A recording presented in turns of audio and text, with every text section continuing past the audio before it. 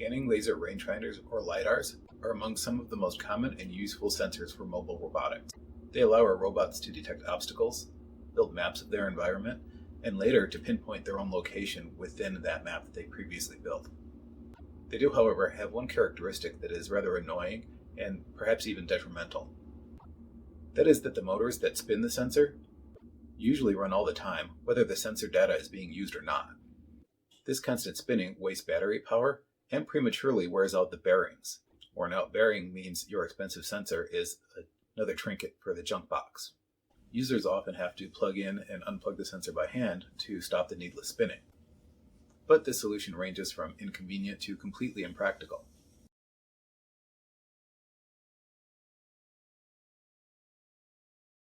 In this video, I'm going to show you how to start and stop the motor both from the command line and with a simple ROS program that will automatically turn it on and off as needed.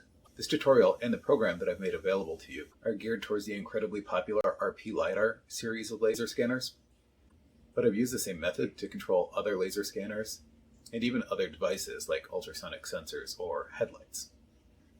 As usual, even though I've made the program available for you just to download and implement, I'm going to explain how it works so you can customize it if you need to. I'll also walk you through downloading it and starting it up if that's all you want to do.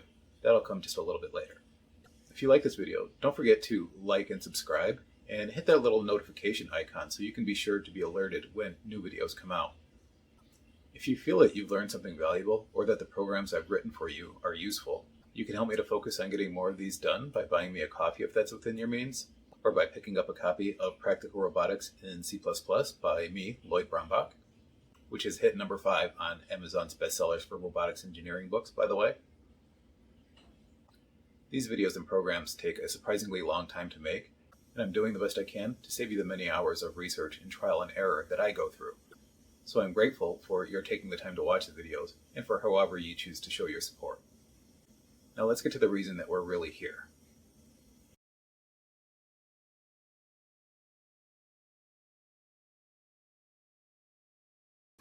If your robot is using ROS, Robot Operating System, I'm going to presume that you have some understanding of messages and publishers and subscribers.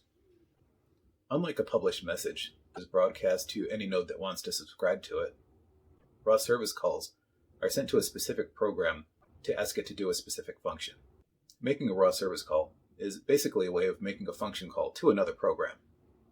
A program that receives a ROS service call and performs whatever action is requested is called a service server. The program that calls on that service is called a ROS service client, and that's what my program, RPlidar Motor Control, does. This ROS program is available on my GitHub, and if you really don't care how it works, you can skip ahead a little to the download instructions or go right to my GitHub. This program is part of a repository called Practical Robot Tools that contains several other robotics tools that you may or may not find useful. If you want to automate controlling something besides an RPlidar, you'll want to stick around because if you understand how this program works, it should be fairly easy to modify to call different services or activate relays to control other devices. I'm going to presume that you're familiar with the generic bits that are part of making every ROS program and how to compile it, like I explain in Chapter 9 in Practical Robotics in C++. So I won't cover those details here, and instead I will focus on the algorithm and code for this specific program. Here we have the basic program outline that we're going to fill in. Notice a few include files that we'll need, and I've got a constant declared that we're going to use shortly. And then we have the main function with all the usual ROS node stuff. Notice that I have the loop rate set to just 1 Hertz because we don't really need this to run terribly fast. And we have a static variable called last call that we'll use along with the seconds between tries constant to ensure that we don't hang up the system by calling the same service too frequently. Now, for this node to work, it needs to know 2 things. It needs to know whether you want the laser scanner to be running, and it needs to know whether the laser scan is already running or not, because we don't want to keep sending a signal when the desired state is already met. Once the program has these 2 pieces of information, it's a simple matter of checking if lidar required matches is running, and then issuing a command if they do not. In order to determine if the lidar is needed, I've opted to check a list of all of the running nodes, and if certain nodes are running, then I presume that the lidar might be needed. I've decided to use 2 nodes, RViz and MoveBase. If you're going through the tutorials from Practical Robotics in C++, you'll probably want to use the node called Path Planner instead of Move Base. Of course, you can change either of the nodes, or even do something different like listen for active topics instead of checking the list of nodes. And you'll see how to listen for an active topic in just a few minutes, because we're also going to use that. ROS Master has a function that returns a list of nodes running, so we can call that to get the list of nodes. The nodes are provided in the form of a vector, so we need something to store them in. Then let's create a Boolean variable to hold whether the lidar is required or not. Now to initialize the Boolean variable, I call a helper node called isPresent.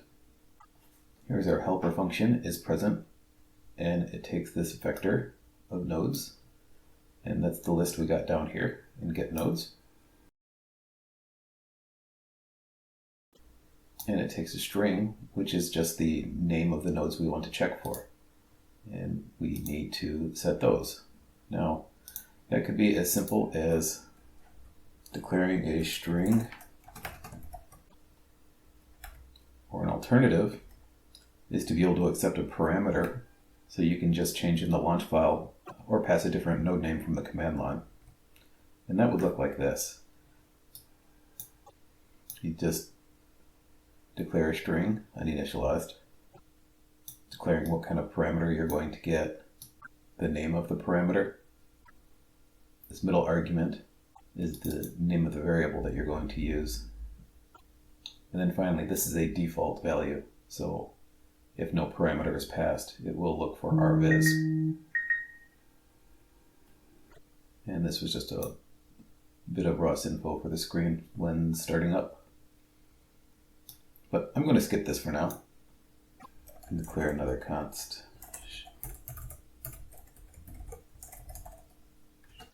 So we're not going to worry about the parameter stuff for now. So if either function call is present for node 1 or node 2 returns true, then lidar required will be true. Now we know if the lidar is required or not, and we need to know if the scanner is already running. So to do that, we're going to use a subscriber that I will put above the while loop after we've declared the node. And this is just standard subscriber stuff. And this is the name of a callback function that happens when we receive a scan message. So we need to put this callback function up here. To update RPlidar scan, all it does is record current time, formatted into seconds, in this global variable here called last scan. So every time it receives a laser scan, we get a timestamp right here. And we can just check that timestamp with another helper function I will call isScanning. Anytime we call isScanning, we're just going to check the current time minus the time of the last time. And if that's less than 1 second, since we've received the last scan, we're going to go ahead and return true. And the same statement will return false if the last scan has been received 1 second ago or greater. So down here at the while loop, we're going to start the lidar motor if it's needed and it's not already scanning. So if lidar required and it's not scanning, we're going to call the start motor service, which we'll get to in a moment. Else, if the lidar is not required, but the motor is scanning, then we're going to call the motor stop service. Before we can call a service for our code, we have to create service clients and register them with the ROS master. Here we have created a service client for stop motor and one for start motor. And both of these have to be the type of message that service requires. And fortunately, the RPlidar node just requires an STD services empty message. So that's easy. And we do have to include that message file up at the top of our program. So with our service clients out of the way, we can call the service by first creating a message of the type that we want to call.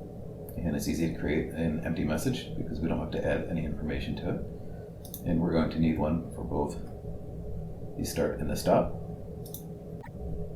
then we're just going to invoke the name of our service client and use the function call and pass it the message that we want to send. So that's our start motor. Let's send our stop motor. Now that's the meat and potatoes of the node, but there's a few extra things we need to do.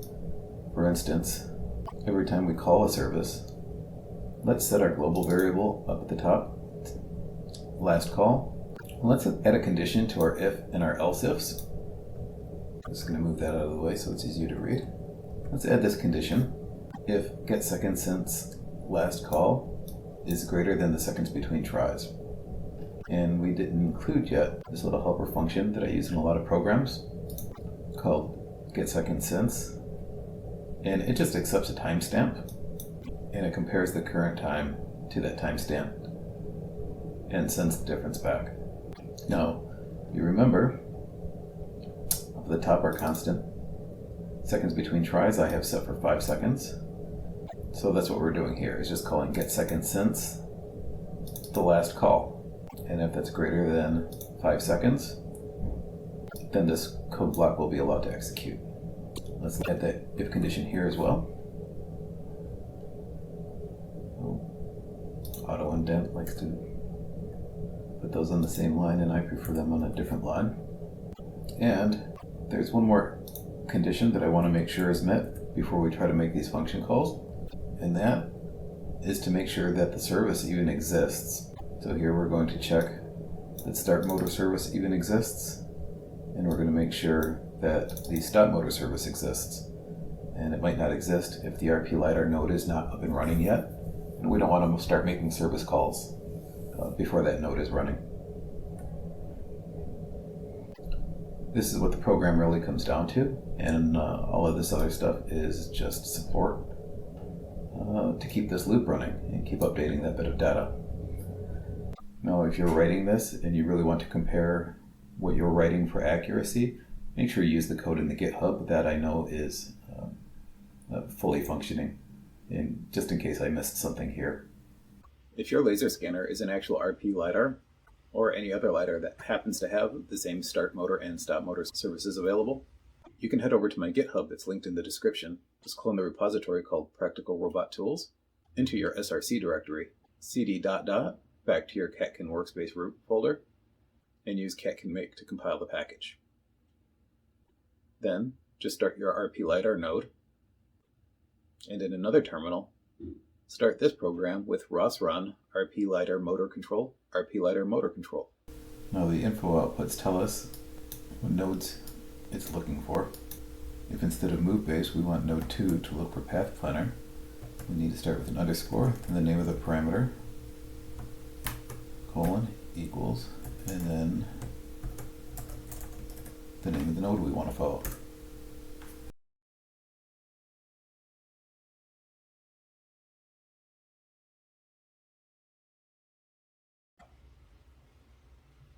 If no other nodes are running, the lidar should stop spinning in a few moments. If you start RViz in another terminal, the program should then call the start motor service to start your motor spinning again. Note that both the command line and the program methods require the RPlidar node to be running. For this reason, I simply include them both in my robot's base launch that runs 24/7.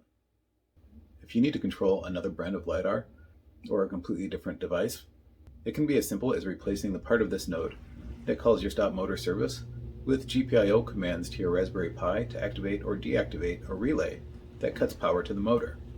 I've used relays like this to control inexpensive hacked robot vacuum laser scanners and very expensive Velodyne 3D laser scanners. Even better than making GPIO commands directly in this program is to write another program that has raw services of its own.